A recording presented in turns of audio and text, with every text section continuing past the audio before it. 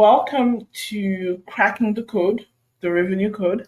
I'm really excited to have you today for this very exciting episode. I've really been wanting to discuss this particular topic, and I definitely think that we're going to enjoy this conversation. If you don't know who I am, I'm Tanya. I run a revenue enablement firm and I work with businesses that are tech enabled and digitally led to grow and scale the business in a profitable and scalable manner, and also just expand their horizons and gain more market share with better marketing.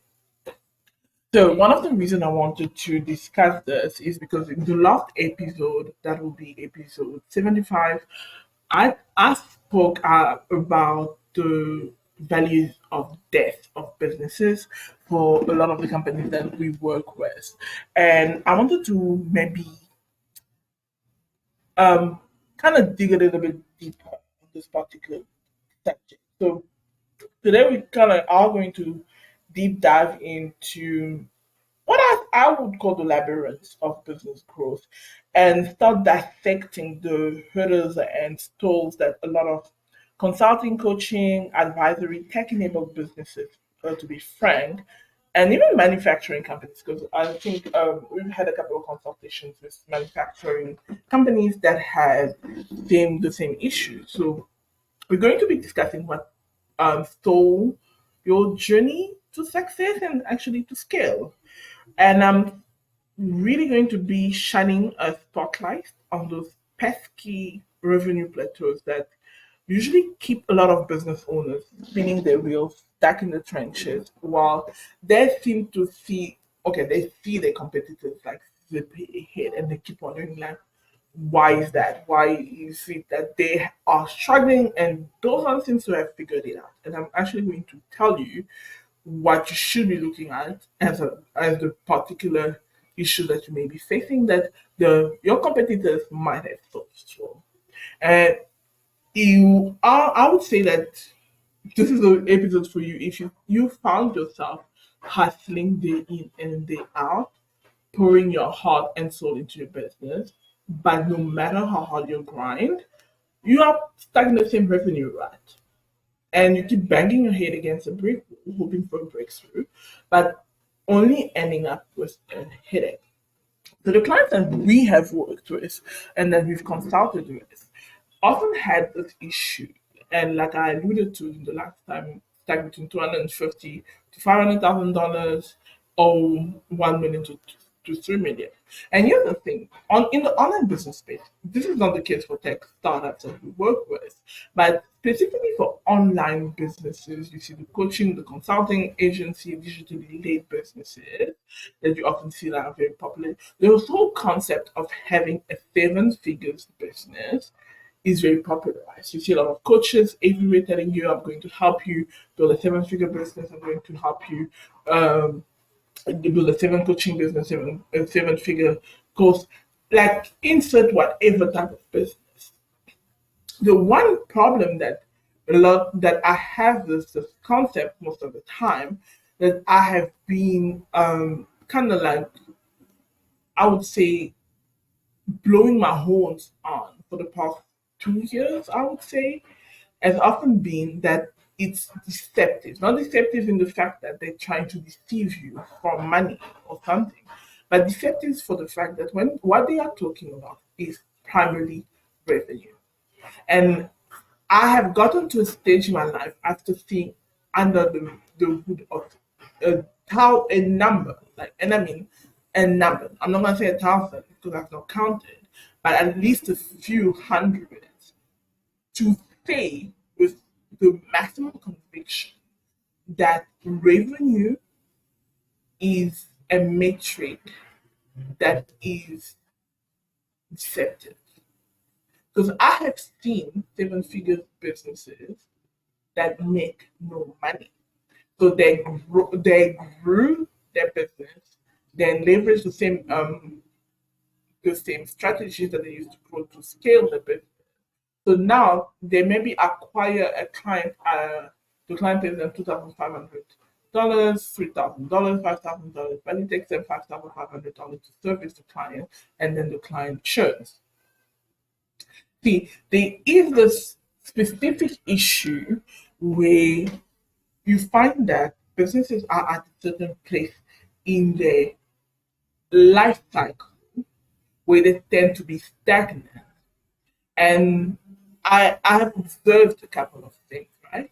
I've observed a couple of things. I'm actually going to walk you through the different observations that I have observed and actually give you the examples of like where the problems are and what are these issues and what you should look at. But I kind of want to dig a little bit deeper here on the mindset, the scarcity mindset that is used to sell into the online business space, to digital space, that leads to this problem. Because a lot of times somebody will tell you, I have a seven-figure business, and then because the person has a seven-figure business, which doesn't mean that because they have done it for themselves that it is they are equipped to do it for you as well, or that they did it the right way. You follow suit, and then you find yourself that you have achieved a seven-figure revenue business. You have a 1 million, 2 million, $3 million revenue business, but there's no profit. But your take home is almost nothing. Your take home is maybe 100,000 a year or something like that, or 50,000. I have seen these things. These things are a reality, and you'll be shocked that it is a reality. So let's peel back the layers a little bit and let's kind of reveal the ugly truth of what is going on. The number of you will notice that you are trapped in a vicious cycle of inefficiencies. Let's not even go and beat around the bush. Every day feels like a battle just to keep your head above water. Your processes are a tangled mess of manual labor and outdated systems, and they stack up a lot of time and resources like a black hole. You then start to realize that after you've done it for a while, that hey, you are in an hamster wheel, and the most painful part is that it is of your own making, and that has often been because you've been clinging to the familiar comfort of what has always been working. It's the status quo. So instead of trying to change things around, you don't want to rock the boat. So you are stuck doing what you've been doing for so long, which you used to grow, and you leveraging that to scale, and that creates the hamster wheel that you are in. Um, I think the most painful thing that I have seen is often for a lot of entrepreneurs in this particular quagmire is that they tell themselves that if I just keep things afloat, it's gonna work out. But the reality is that deep down you actually know that you are drowning in the sea and you have no life. And that has been brought on by the fact that you've been convinced, like you've convinced yourself that you can't afford to rock the boat. That investing in growth is a luxury reserved for the big players. So when you have people to work with you, or you have experts approaching you to work with you, because here's how you will actually recognize them. They get angry when they try to get somebody tries to sell to them. So you get angry, and the reality is the anger is misdirected. So you like, I can't afford to bring on support, I can't afford this, I can't afford this. But then you are clinging to the scarcity mindset that you have held on to, which essentially is condemning you to a lifetime of mediocrity in your business. This is the reality of what I've seen play out. This is what keeps this mess, propelling this mess in your life. So the questions that I often get is often, Tanya, like, so what's the problem? And I'm gonna give you the different companies that we've worked with, what we've often seen, and this ought to give you exactly like the tools to kind of self-identify and see where your problems could be. And if in the course of this podcast episode and you realize that, hey, I actually may need more help. I think I'm going through this. I need your support. I will leave the link to book a consultation with myself and the team uh, to discuss how we could support you and just go over like what's going on in your business. Listen, it's a complimentary session. We don't hard sell. Anybody that has gotten underscore notes and we don't hard sell. We hear you out. We give if there's something that we can advise you on, we will advise you. If there is alignment, we tell you how we can support you. And from there then we can go forward. So let me walk you through. I'll give you the businesses that are stacked between 250 and 500K. Then I will give you the businesses that are stacked between 500K and 1 million. And then I'll also give you the 3 to 5 million revenue range. And that should give you exactly a little bit of a perspective of what you should be focusing on and what you could be solving for to actually break the revenue plateau. And for example, let me give you an example for you to even start. Maybe you can start identifying yourself. So let's say, for example, there's a boutique consulting business. You are um, you are a boutique consulting business that offers fractional marketing services. And you're starting to realize that you're facing the biggest challenge that you would have if you're stuck at 250 and 500K is that there are only so many hours. So, and you, the consultant, you, the fractional CM, or the fractional revenue officer, revenue executive, still I'll soon realize that you're stuck doing everything. You're doing sales, you're doing customer support, you're doing customer servicing, you're doing everything, as well as admin. So your inefficiency becomes that you can't meet this demand. As the demand goes, obviously you're doing a great job.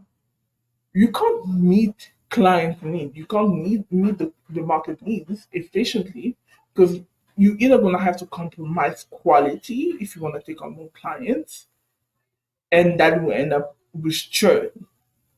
So that's usually where the problem lies, right? That should give you an example that whether you're consulting,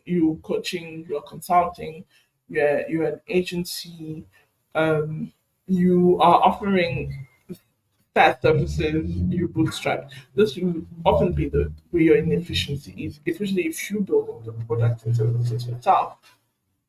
Now, for those that are stuck at 500K to 1 million, and I'll give you a great example here of maybe a tech startup that is bootstrapped.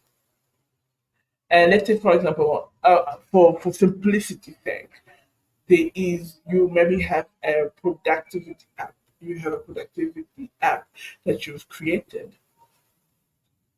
You'll find that the challenge for you will be to break through the noise in a very crowded market because it's dominated by established players.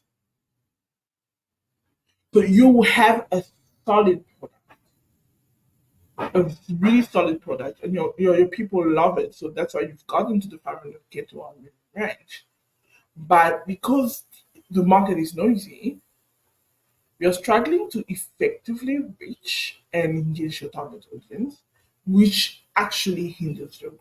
This is usually what we solve for at this particular stage because most of the time, this will be the problem. So 250 to 500K, that will be one a form of operational efficiency, some form of it. 500K to a million, it will be around the product market fit. It will be around the messaging market fit. This is really what is the issue here. Then when you get to the 3 to the 5 million range, let me give you an example here.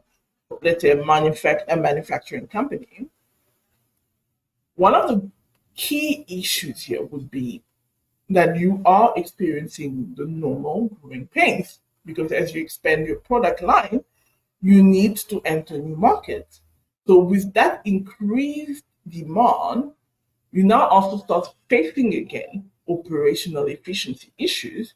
And maybe let's say if you're a manufacturing company, you will face challenges with your supply chain management. So you need to optimize that. You need to find a way to maintain quality control. You need to streamline operations to actually meet the growing customer expectation while ensuring profitability.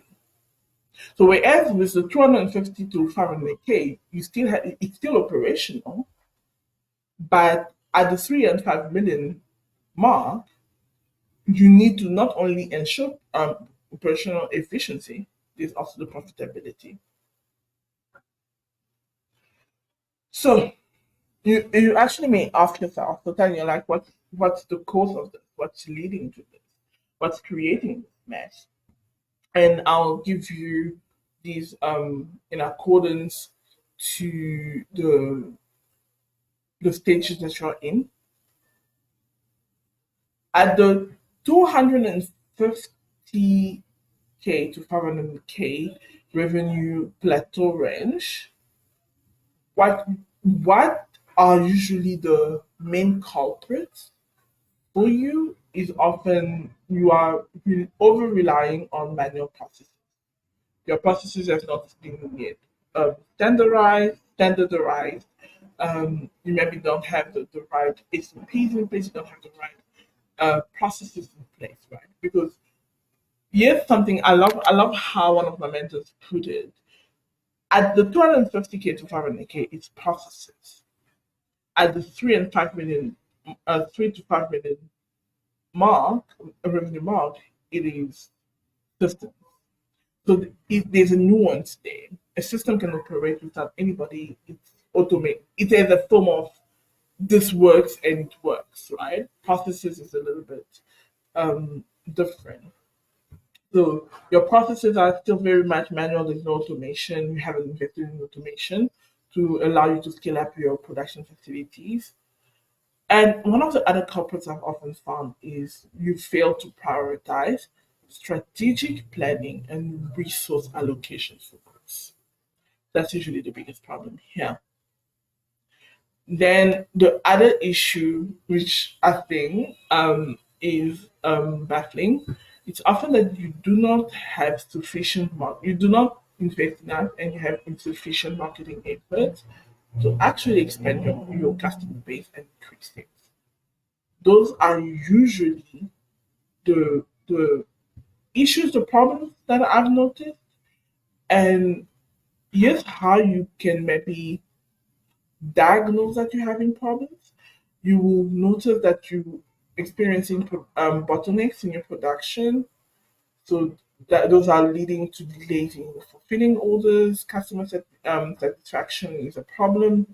Maybe you are failing to capitalize on market opportunities due to limited resources and capacity constraints. So maybe there are opportunities, there are sales calls you need to book, there are networking calls. You maybe went to a conference and you have a couple of a conversation you need to follow up on. You can't because there's so many things going on.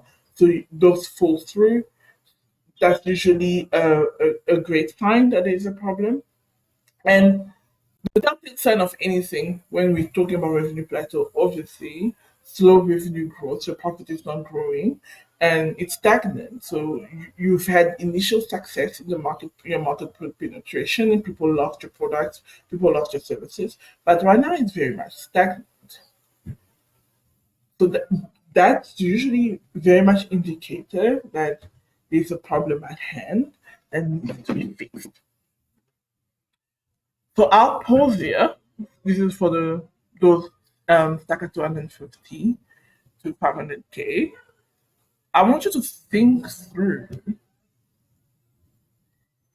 if these things are really happening. I really want you to take a notepad right now. If you are listening to me, take a notepad, piece of paper, a pen, and draw I want you to draw three columns. I want you now, as you draw these three columns and think about what I've just discussed, I want you to start writing the first column. I want you to start writing problems. You write problems that you currently are going through. And the next column on top of it, title it like actions. What are the things that you, your business, your company are doing currently to try to grow revenue actions?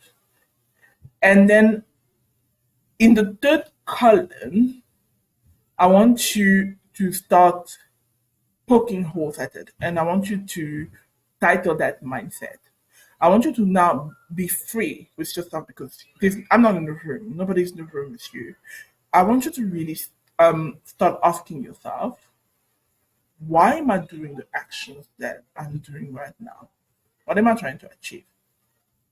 Okay, let's say for example you wanted to launch, you wanted to have a launch, and maybe you knew you wanted to do a webinar, maybe, or maybe you want to do panel discussions, or maybe you want to do something, but you don't do it. I want you to write in that mindset. I want you to start asking yourself why.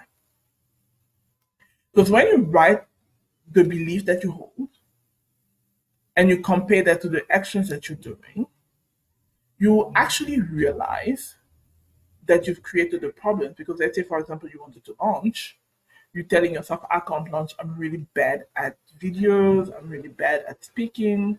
Oh, I don't believe that this will help me gain traction.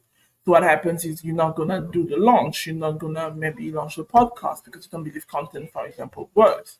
So you don't launch the podcasts. That's the action, and then the problem will be we are not getting clients. So I want you to complete that exercise. Everybody, whether you are in the 1 to 3 million mark, you are in the 3 to 5 million mark, you're the 250,000. As I am speaking, I want you to complete this exercise. And this is what you're going to do. Once you've completed this exercise, I want you to send it to me on LinkedIn or Instagram. I'm not really on Instagram that much. I'm not really on Instagram, but if that is your app, cool. I will eventually get to that because I do check at least once a week my DMs. But I'm not really in there. But if you really want to reach me, for me to reach back out to you, it's LinkedIn. So I want you to, once you've done that exercise, take a picture of it and send me a DM, and I will coach you through what your situation is, and we can maybe have a conversation on what could be done to change that. And if there's alignment, obviously, I will share how we could support you. But at best, I really want to support you to get better results for your business. Great. So now let's talk about the 500, those stack at the 500K to 1 million revenue. The biggest problem that I have found for those in this particular revenue plateau segment, it's often that they lack different differentiation in their marketing strategies, which actually lead to very ineffective messaging. For those that are not in marketing, messaging is essentially how you communicate to the market, what you say to the market so that the market find your product interesting, and that creates demand for the services.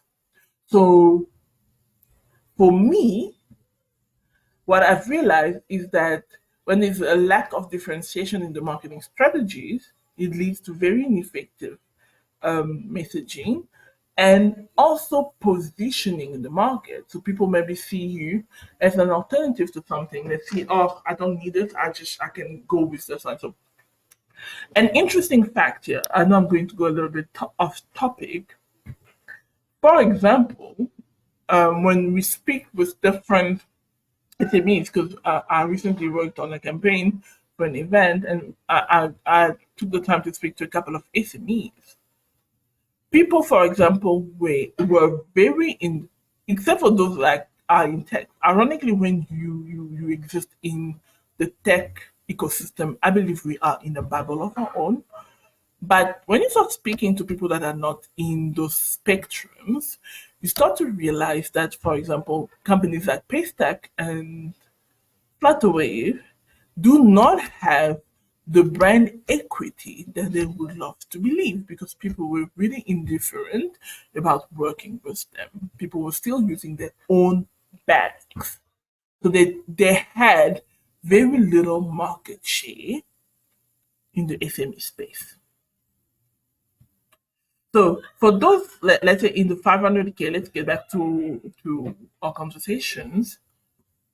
What often leads to them being stuck in this problem is often that they failed to adapt their marketing efforts to the changing consumer preferences and marketing trend. And I'll give you an example of what's going on here. See, in 2024, so I also work with obviously companies in the online business space. So 2020, towards the end of 2022 to 2023, they started, there was a shift in the online business space where the market became a lot more sophisticated. People were used to do make money online messaging, and obviously a lot of people were burned, so it becomes harder to make money. It will become harder to sell. So for some businesses, they didn't adapt. They still kept with the messaging of make money online. You can make money with ease, selling online courses. Yes, that works with the very unsophisticated market. But as the market got sophisticated, the message no longer lands. So that happened where you will find the businesses that had great success selling courses, memberships in 2022, in 2023 and 2024, struggling to make sales, launching ads and having zero conversions. That is the problem. They didn't adapt to the changing consumer needs. So that happens irrespective of you being in the online space, irrespective of you being a retail business, irrespective of you being a tech company. It's really important to understand where the consumer market is at and what is the level of sophistication with the product. And I've also seen the problem in the tech space. See, the tech companies that, especially, I'm going to give you the example, for example, of the tech space in Africa. The tech space in Africa has often made the mistake of speaking a very sophisticated language, assuming sophistication of the market to a market that is actually unsophisticated. So a few months ago, or a few weeks ago, there was a conversation that happened online where there's this startup that had raised significant amount of money for offering book, I believe, bookkeeping or something of the sort, services to SMEs in Africa that was completely pivoting the services towards being a head tech. And a lot of people were like, is that the right pivot? Now, could they make it work? Yes. But the reason why I believe they pivoted a little bit more, I would say, prematurely, is not actually that the products were not needed. The problem is they were speaking to a market with the level of sophistication of a market in the US, whereas they were talking to the market that is a market that is African. I remember I watched a panel discussion from another conference, and they mentioned the same thing. All these fintechs trying to serve SMEs, but when you speak, let's say for remittances and payment processing, most do not use them. I had conversations with startups. Most do not use them. With SMEs, most do not use them, and that is because of this particular problem.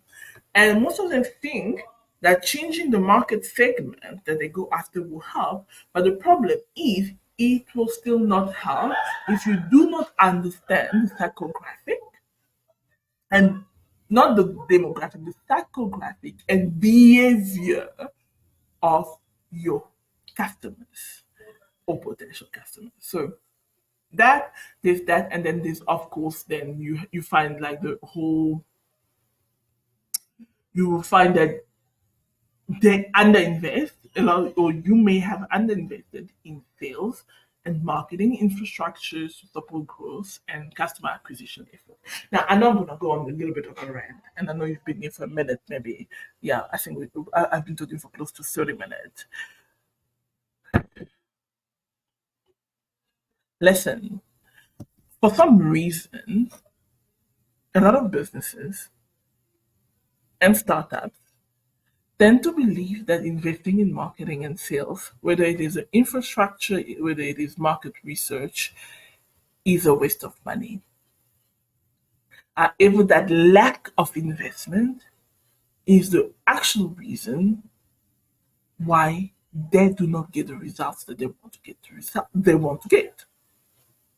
When you tell them that I cannot undertake a contract, I've done this, and I recently have done this. I've done this a number of times where I've jumped in too soon, and boy, was I drowning. So it's really important to start investing in those initiatives prior to jumping in and actually investing, and I mean investing to grow customer acquisition. Because here's a mistake that I've seen done by startups and SMEs alike, and especially in the agency space. I don't know, maybe because of it was also the funding climate. People will grow revenue at an unprofitable rate, thinking that okay, we will fix it later.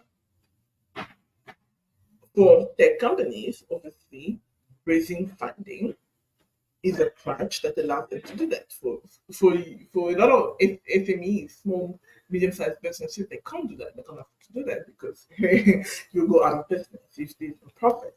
However, SMEs do, tech startups do that. And then instead of investing in what actually will grow the bottom line, they invest mostly in product. It's great. I love it. I love everything with product.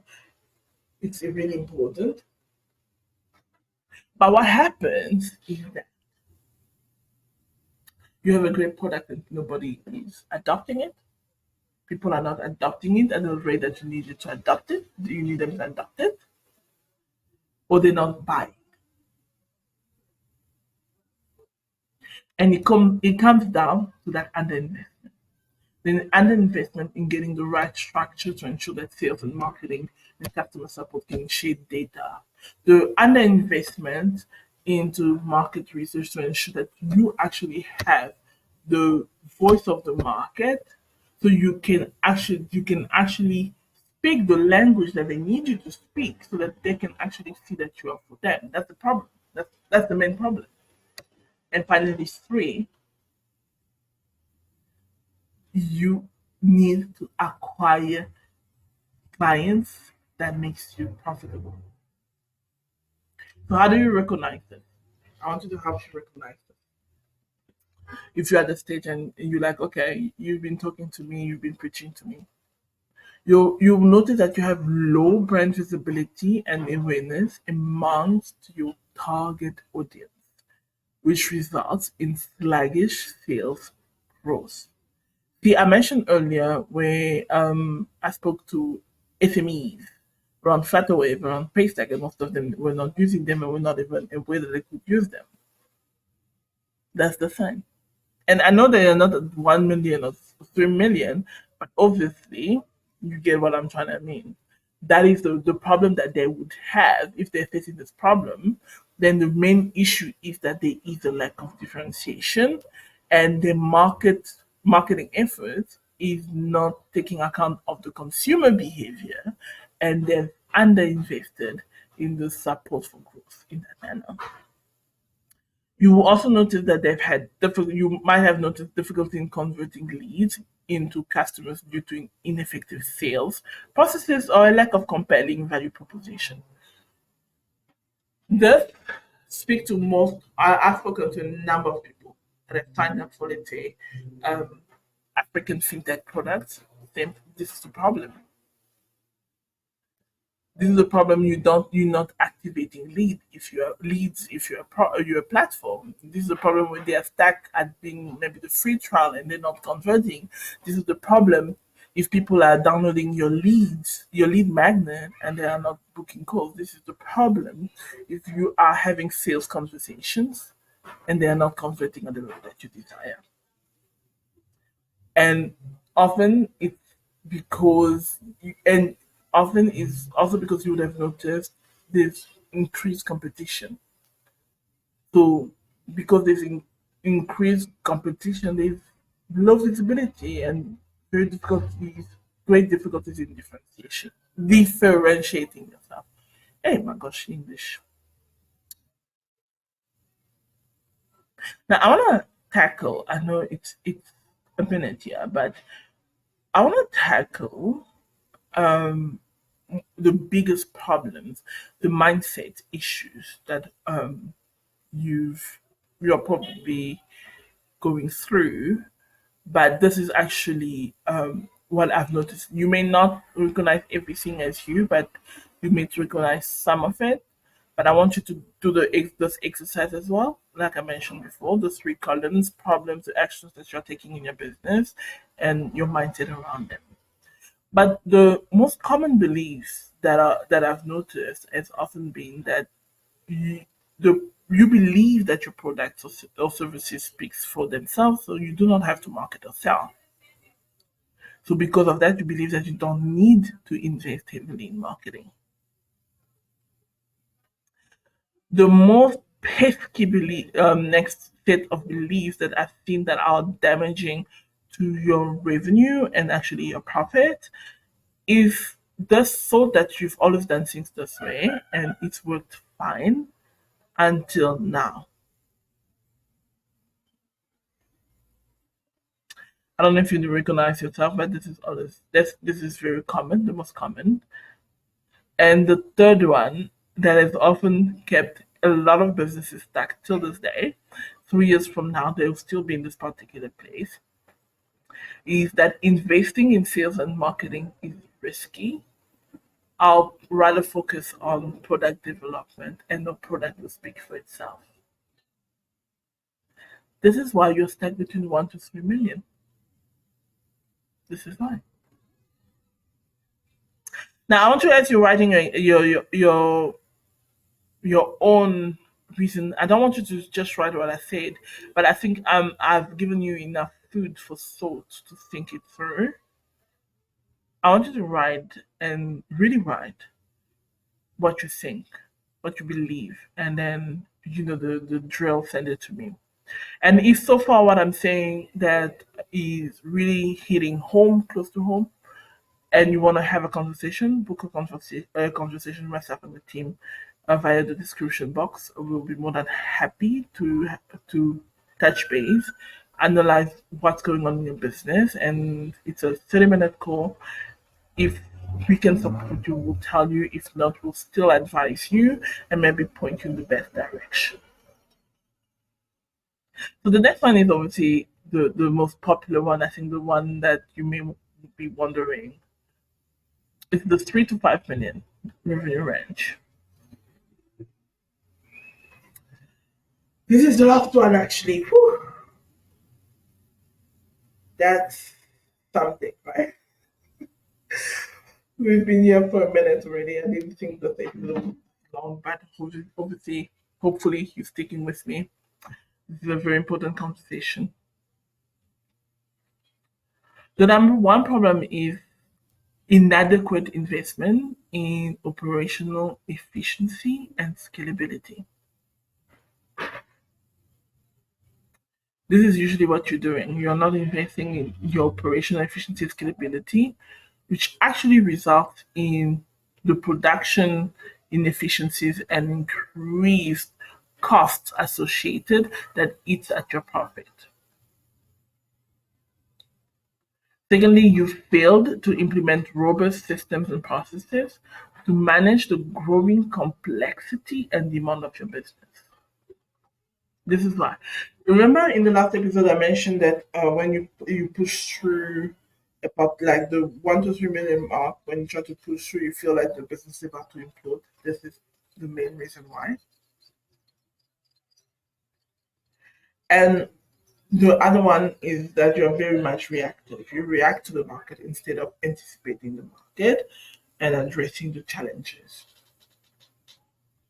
And okay, Tenny, so how do I know? How do I know that this is my problem?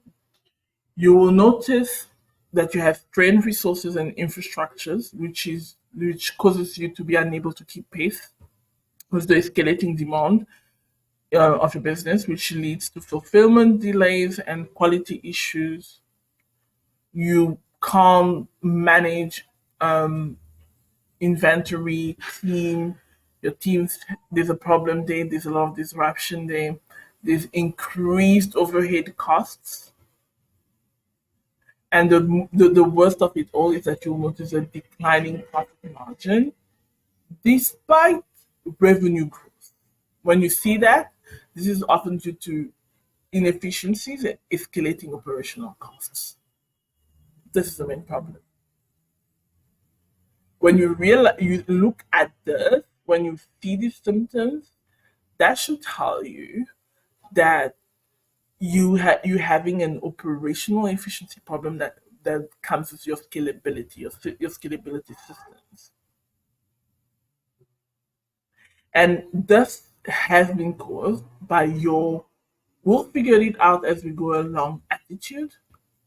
Uh, that unfortunately caused by you believe that there's no need for extensive planning and investment.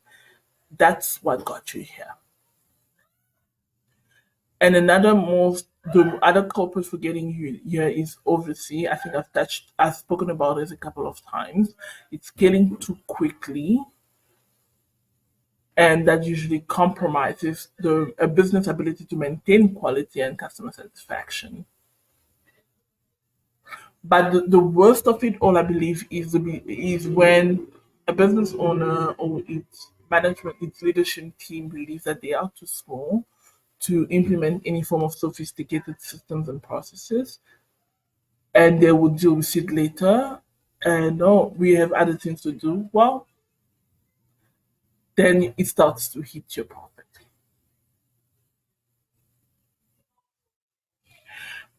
And I want you to really think through that because the reality is that without robust systems and processes in place, managing a business will continue to be a myriad of challenges day to day. And you will continue to waste time and resources. Productivity will still be a problem. Costs will continue to rise. And since you have a lack of standardized procedures, this actually even leads to inconsistent products or services depending on what it is. And that leads to customer dissatisfaction, reputational damage, and at the end of it all, churn, which hits your profitability. While at the same time, while you're dealing with also operational issues, because you've been scaling and you've been growing really fast, it's increased demand, the business now struggles to keep up with the production and service delivery, which leads to missed opportunities for growth, missed opportunities for revenue, missed opportunities for partnerships. And things most of the time, I think I've alluded to this, you would not have the proper data rooms and sets set in place. You don't have that, and because you don't have the data, and you don't have data that attack in an accurate manner, because obviously you're being reactive. When the problems you're seeing these problems, that's when you're trying to change it instead of having the data prior to that so you can make changes. You actually make really bad decisions when it comes to the business.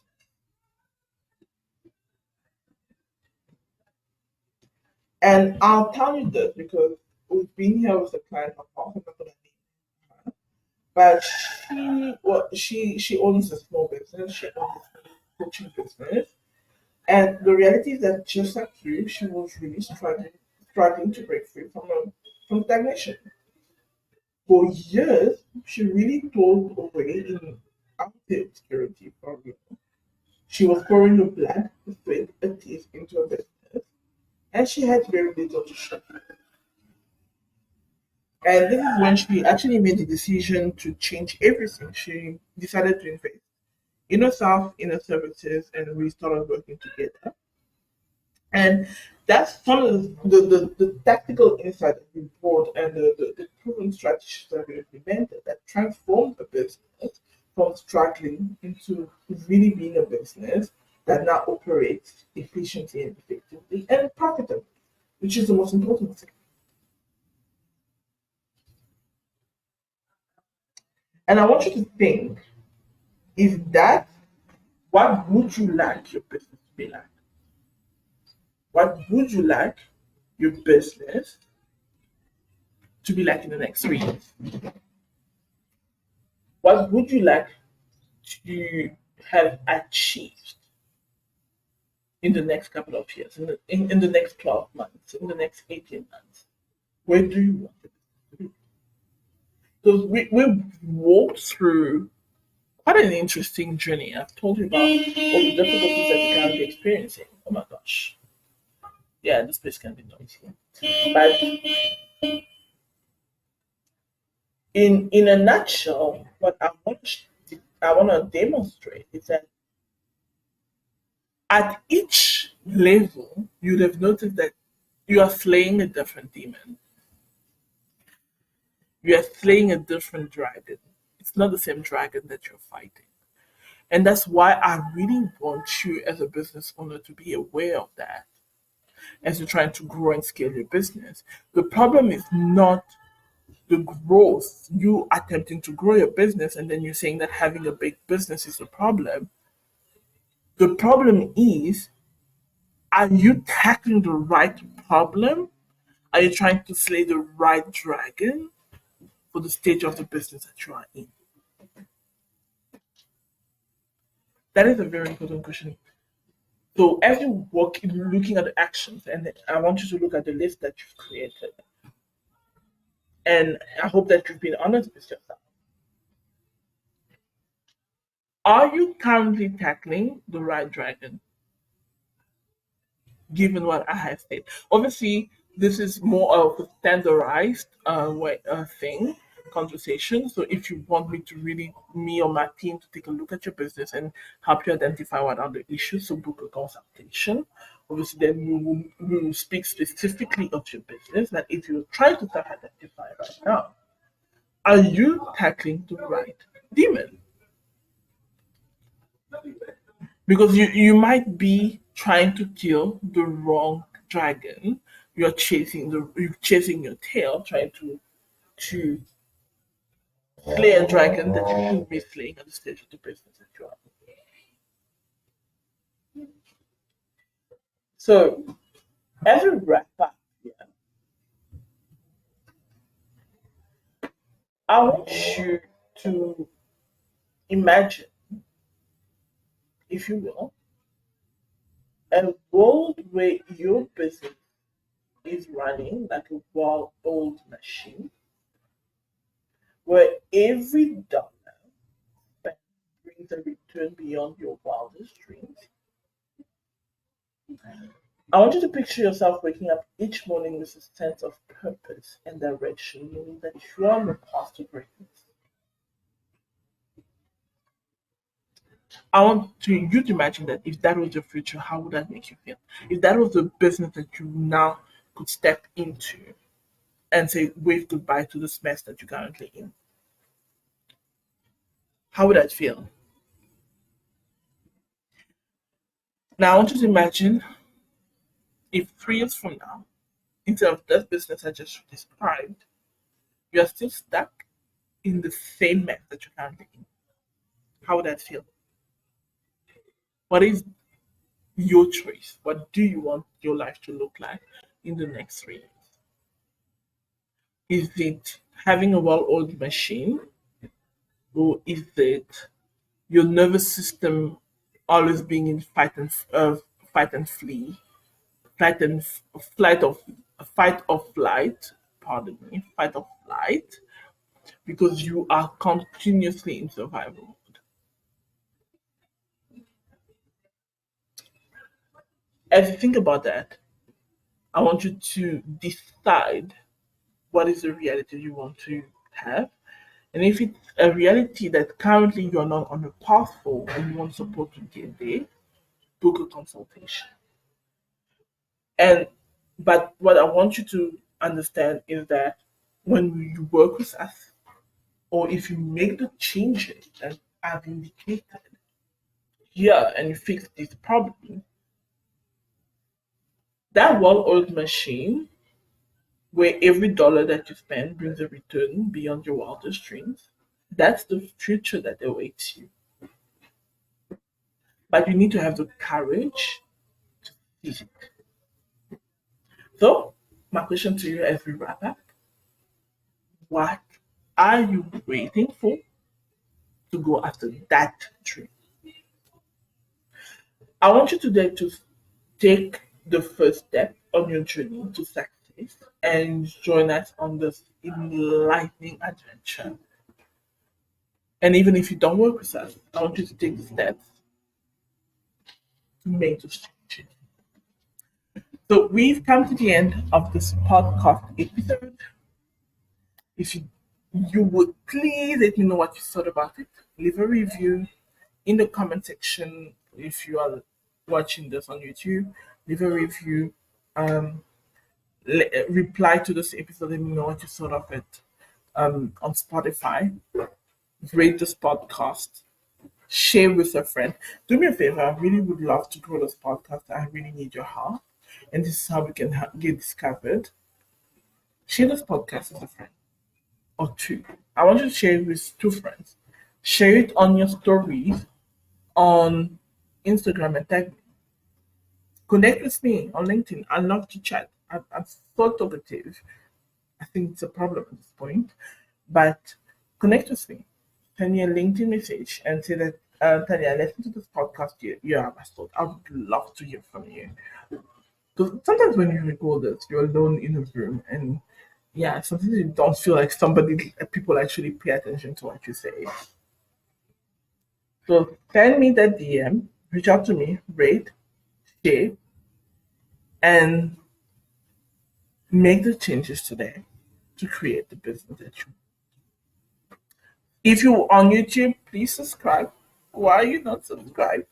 Why are you watching and not subscribed? On this note, see you